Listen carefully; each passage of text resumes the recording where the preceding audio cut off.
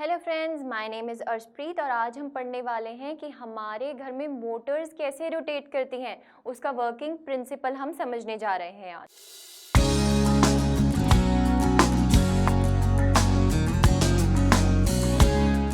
चलिए देखिए, talk on a rectangular current loop in a uniform magnetic field. Suppose ये हमारे पास एक डायग्राम दिया हुआ है, हमारे पास दो मैग्नेट्स पड़े हैं, यहाँ पे पड़ा है नॉर्थ पोल और यहाँ पे पड़ा है साउथ पोल। ठीक है, ये दो मैग्नेट्स दे रखे हैं and this is a rectangular loop, this ABCD, this is a rectangular loop placed in the magnetic field of these two magnets. अब हमारे पास मैग्नेटिक फील्ड लाइंस कहाँ से कहाँ पे जाती हैं? फ्रॉम नॉर्थ टू साउथ, मतलब मैग्नेटिक फील्ड लाइंस जा रही हैं ऐसे। अब इसको एज्यूम कीजिए, देखिए suppose this is the rectangular loop like this. अब ये क्या है? A, this is B, this is C and this is D। अब मैग्नेटिक फील्ड लाइंस कैसे जा रही हैं? ऐसे, इस डायरेक्शन में। अब हमारा क्वेश्चन क्या है यहाँ पे? हमें निकालना है टॉर्क। सबसे पहले हम क्या देखेंगे? सबसे पहले हम देखेंगे फोर्स। फोर्स क्या रहेगा इस पे? देखिए फ्रेंड्स, ध्यान से देखिए, अगर मेरे पास ये कोई रेक्टेंगुलर लूप है तो फोर्स का एक्सप्रेशन मैंने फाइंड किया था, ये वाला हमने लास्ट वीडियो में फाइंड करा था, ये वाला expression. Due to a current carrying wire, कितना फोर्स लगता है उस वायर पे due to the magnetic field. तो इसका मैं अगर मैग्नीट्यूड लूँ तो मेरे पास आया था ILB साइन थीटा। थीटा क्या था? Angle between L and B। L basically किसकी डायरेक्शन में रहता था? करंट की डायरेक्शन में रहता था। हम सबसे पहले डिस्कस करेंगे ये दो केसेस, AD ब्रांच में एंड BC ब्रांच में फोर्स लगेगा या नहीं लगेगा, और अगर लगेगा तो कितने अमाउंट का लगेगा। देखिए, अब मेरे पास मैग्नेटिक फील्ड जा रही है इस साइड और मेरे पास यहाँ पर इस ब्रांच में AD ब्रांच में करंट जा रहा है इस साइड, मतलब एंगल कितना हुआ इसके और इसके बीच में? 180 डिग्री का, बिकॉज ये ऑपोजिट डायरेक्शंस में जा रहे हैं और हमें पता है साइन 180 की वैल्यू क्या होती है? 0। मतलब हमारे पास AD ब्रांच में कोई भी फोर्स नहीं लगेगा। अब हम चेक करेंगे BC ब्रांच के लिए। ध्यान से देखिएगा, BC ब्रांच में करंट जा रहा है इस डायरेक्शन में, इस डायरेक्शन में जा रहा है करंट, एंड मेरे पास मैग्नेटिक फील्ड भी इस डायरेक्शन में जा रही है और इसके बीच में एंगल कितना हो गया? अगर दोनों सेम ही डायरेक्शन में जा रहे हैं तो इसके बीच में एंगल हो गया 0 डिग्री। 0 डिग्री, तो sine of 0 degree is equals to 0। मतलब हमारे पास AD ब्रांच में एंड BC ब्रांच में कोई भी फोर्स नहीं लगेगा। अब हम डिस्कस करेंगे AB एंड CD ब्रांच। अब हम AD ब्रांच में फाइंड करने जा रहे हैं फोर्स की direction using left hand Fleming's rule. Left hand Fleming's rule क्या कहता था? हमें 4 फिंगर को अलाइन करना होता था मैग्नेटिक फील्ड की डायरेक्शन में, मिडिल फिंगर को अलाइन करना होता था करंट की डायरेक्शन में, एंड थंब हमें देता था फोर्स की डायरेक्शन। अब देखिए, ये लूप है मेरे पास, बेसिकली ये मैंने 3D व्यू बनाया हुआ है यहाँ पे। एक्चुअल में लूप यहाँ पे है और मैग्नेट्स यहाँ पर प्लेस हैं। सबसे पहले मैंने 4 फिंगर को मैग्नेटिक फील्ड की डायरेक्शन में अलाइन करा लाइक दिस। उसके बाद करंट आप देख सकते हैं AB ब्रांच में ऊपर जा रहा है, मतलब करंट जा रहा है इन दिस डायरेक्शन। ठीक है, तो फोर्स आप देख सकते हैं मेरा थंब कहाँ पे पॉइंट कर रहा है? डाउनवर्ड्स, तो इसमें फोर्स लगेगा नीचे वाली साइड। अब हम फाइंड करेंगे CD ब्रांच में फोर्स किस साइड लगेगा। देखिए, B की वैल्यू मतलब मैग्नेटिक फील्ड की डायरेक्शन की वैल्यू सेम थी, वो अभी इसी साइड जा रही थी, तो यहाँ पर भी मेरे पास मैग्नेटिक फील्ड की डायरेक्शन इसी साइड रहेगी। बट करंट किस साइड है? अब आप देख सकते हैं इस साइड, यानी कि ऐसे। मेरी जो ये मिडिल फिंगर है ये बता रही है करंट की डायरेक्शन, एंड मेरी जो ये 4 फिंगर है ये बता रही है मैग्नेटिक फील्ड की डायरेक्शन, एंड थंब पॉइंट कर रहा है अपवर्ड। तो यहाँ पर मेरे पास फोर्स क्या लग रहा है? ऊपर वाली साइड। इस वाली लाइन में मेरे पास फोर्स लग रहा था नीचे वाली साइड, इस वाली लाइन में मेरे पास फोर्स लग रहा था ऊपर वाली साइड, मतलब मेरे पास फोर्स लग रहा है इन ऑपोजिट डायरेक्शन। इसको आप कैसे ड्रॉ करेंगे? देखिए, इसको हम ड्रॉ करेंगे लाइक दिस।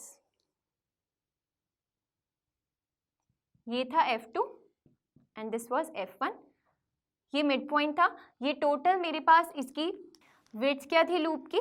A, तो इतना भी A/2 हो गया और इतना भी A/2 हो गया, राइट। और मेरे पास इसकी लेंथ क्या थी? B, यहाँ पे लेंथ की वैल्यू है B।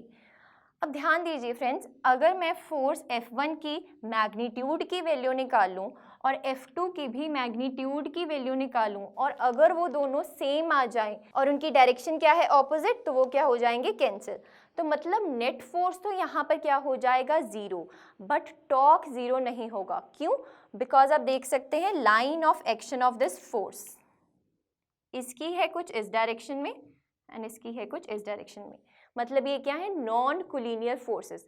इसको आप रिलेट करके पढ़िए, जो मैंने आपको पढ़ाया था इलेक्ट्रिक डायपोल। हमने इलेक्ट्रिक डायपोल के बारे में पढ़ा था और मैंने आपको पढ़ाया था electric dipole placed in external field.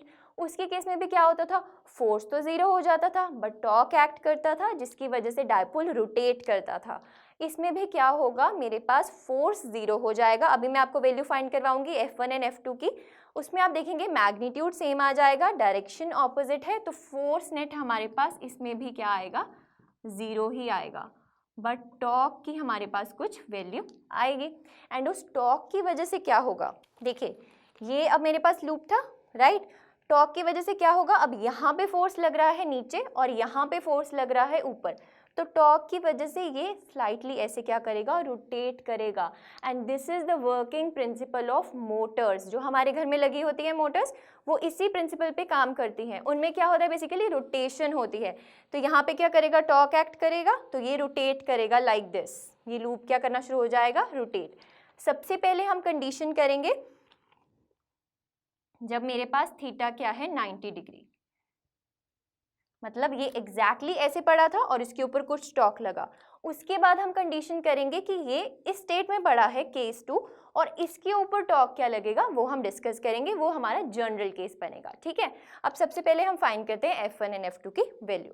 अब हम फाइंड करने जा रहे हैं F1 की वैल्यू। देखिए F1 की वैल्यू कैसे आएगी? F1 is equals to I, that is current flowing through this branch, AB branch, into L की वैल्यू यहाँ पे क्या है? B, एंड मैग्नेटिक फील्ड की वैल्यू है B। ये मैग्नेटिक फील्ड लाइंस की वैल्यू क्या है? जो नॉर्थ से साउथ में जा रही हैं, इसको हमने नाम दिया हुआ है B वेक्टर। सिमिलरली हम F2 की वैल्यू फाइंड करेंगे। F2 will be I, that is current flowing in this CD branch, into B, that is length. इसकी लेंथ भी क्या है? अब ये लेंथ और ये लेंथ B है और ये लेंथ और ये लेंथ क्या है? A। तो उसकी लेंथ भी B हुई, तो B into capital B, that is magnetic field. तो यहाँ से मुझे पता चला कि मेरे पास F2 की मैग्नीट्यूड की वैल्यू इक्वल आई है F1 के, बट इनकी डायरेक्शन ऑपोजिट है, इसीलिए यहाँ पर फोर्स कोई एक्ट नहीं कर रहा बट टॉर्क एक्ट करेगा, जिसकी वजह से ये रेक्टेंगुलर लूप क्या करेगा? रोटेट करेगा। अब हम फाइंड करेंगे टॉर्क की वैल्यू। टॉर्क में बेसिकली मेरे पास दो फैक्टर्स आएंगे, टॉर्क 1 प्लस टॉर्क 2। टॉर्क 1 किसकी वजह से आएगा? Due to this, and torque 2 किसकी वजह से आएगा? Due to CD branch. ठीक है, अब टॉर्क 1 क्या होता है? Torque is basically force into perpendicular distance.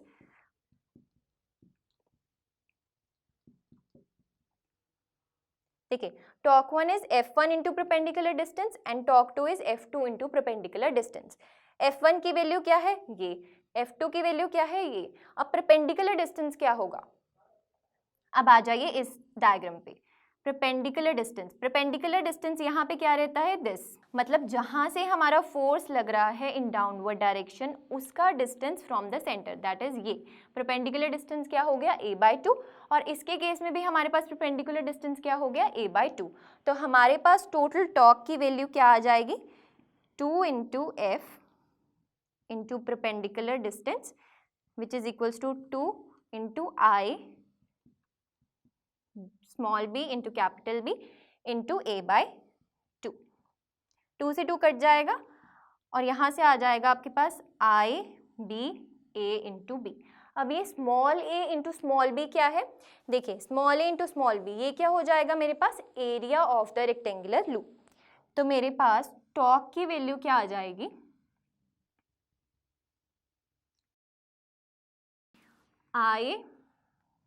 I into capital B into area. This is the net amount of torque acting initially, जब हमारे पास लूप था ऐसे। अब हम फाइंड करेंगे टॉर्क की वैल्यू जब हमारे पास लूप रोटेट हो चुका है थोड़ा सा, तब मेरे पास टॉर्क की वैल्यू कितनी इसमें एग्जिस्ट करेगी। अब हम वो फाइंड करेंगे, चलिए देखते हैं। अब हम डिस्कस करेंगे सेकंड केस, जिसमें हमारे पास ये लूप क्या है? रोटेट कर चुका है ऑलरेडी, और हमें फाइंड करना है कि अब इसके ऊपर कितना टॉर्क एक्ट करता है। ठीक है, सबसे पहले हमने क्या करना है? देखिए ये डायग्राम ड्रॉ करेंगे हम। ये अब क्या रहेगा मेरा, जो मैंने रेड मार्कर से बना रखा है, दिस इज लूप। ये हमारे पास ये क्या है, रेक्टेंगुलर लूप। ये मैंने कोई सीधी लाइन ड्रॉ करी है, दैट इज एक्सिस। ठीक है, अब हम क्या करेंगे, इस लूप में फोर्स लग रहा था इस डायरेक्शन में, मतलब ये जो ए भी लाइन पे हमारा फोर्स था वो डाउनवर्ड्स लग रहा था, तो ये अभी भी डाउनवर्ड्स लगेगा। अब जो ये CD लाइन थी इसके ऊपर फोर्स लग रहा था अपवर्ड डायरेक्शन में, तो अभी भी अपवर्ड ही लगेगा। बट अब ये रोटेट हो चुका है, तो इसका एरिया वेक्टर क्या है, हमेशा परपेंडिकुलर रहता है। हमने इसके बारे में डिटेल में डिस्कस करा हुआ है।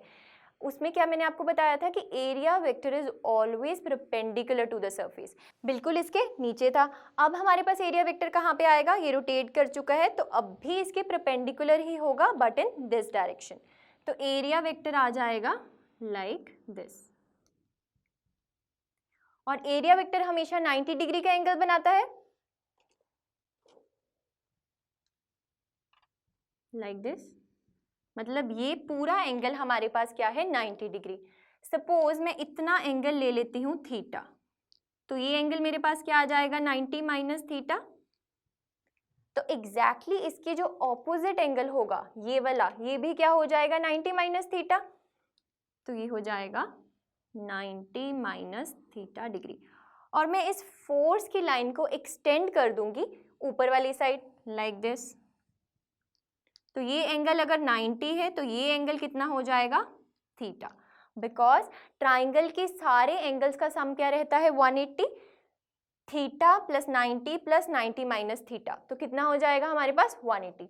अब मुझे फाइंड करना है टॉर्क। टॉर्क क्या रहता है, torque is equals to force into perpendicular distance.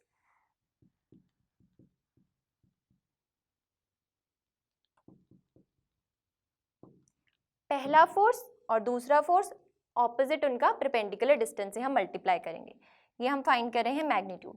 अब इसमें परपेंडिकुलर डिस्टेंस क्या होगा फ्रेंड्स, ये हमें यहाँ पर फाइंड करना पड़ेगा। अब परपेंडिकुलर डिस्टेंस हमारा ये नहीं रह जाएगा, पहले ये क्या था, a/2, ये भी था a/2, और हमने डायरेक्टली ले लिया था perpendicular distance, that was a/2। But अब यहाँ पर a/2 is not the perpendicular distance. अब परपेंडिकुलर डिस्टेंस यहाँ पे क्या है, ये वाला, दैट इज PQ। इसकी वैल्यू मुझे फाइंड करनी पड़ेगी। इसकी वैल्यू मैं कैसे फाइंड करूंगी, इस ट्राइंगल में अगर मैं लगाऊं sine theta, sine theta is perpendicular upon hypotenuse. Perpendicular की वैल्यू क्या रहेगी, अगर ये 90 डिग्री है तो ये परपेंडिकुलर हुआ, मतलब ये हमें फाइंड करना है, upon hypotenuse. Hypotenuse is this, तो इसकी वैल्यू क्या है, a/2। तो मुझे जो फाइंड करना था मीन्स PQ की वैल्यू आ जाएगी साइन थीटा इंटू a/2। तो ये मेरे पास आ गया परपेंडिकुलर डिस्टेंस। अब मैं फाइंड करूंगी नेट टॉर्क की value. In this condition net torque की वैल्यू आ जाएगी, torque is equals to 2 into F into perpendicular distance.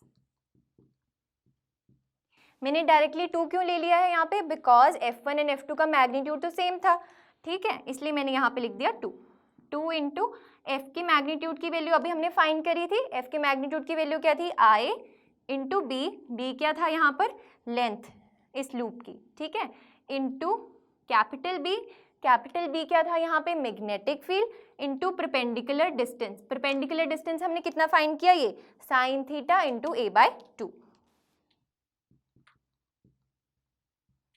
तो यहाँ से क्या होगा, 2 से 2 कट जाएगा, एंड नेट टॉर्क की वैल्यू क्या आ जाएगी मेरे पास, A इंटू बी। यहाँ पे क्या बन जाएगा, again area of this loop into B sine theta. अब यहाँ से आने जा रहा है एक बहुत ही इंपॉर्टेंट फॉर्मूला, ध्यान दीजिएगा। I इंटू ए की वैल्यू क्या होती है, small m, that is magnetic dipole moment. Net torque is equals to magnetic dipole moment. I into A को मैंने क्या सब्स्टिट्यूट कर दिया है यहाँ पे, small m, magnetic dipole moment into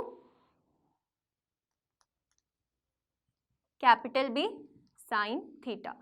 और इसको मैं लिख सकती हूँ net torque vector is equals to m cross b। This is very very important. इसको रिलेट कीजिए इलेक्ट्रिक टॉर्क के साथ। वहाँ पर जब टॉर्क लगता था तो वहाँ पे टॉर्क की वैल्यू क्या आती थी? Torque is equals to P cross E. याद आया फ्रेंड्स? टॉर्क की वैल्यू वहाँ पे क्या आती थी? P क्रॉस ई। P वहाँ पे क्या रहता था? इलेक्ट्रिक डायपोल मोमेंट, और यहाँ पर M क्या है? Magnetic dipole moment. E वहाँ पे क्या था? Electric field. यहाँ पर B क्या है? Magnetic field. आपको याद रखना है ये M यहाँ पे रहता है I into A। Electric dipole moment में हमने P की वैल्यू निकाली थी, P was Q into 2A।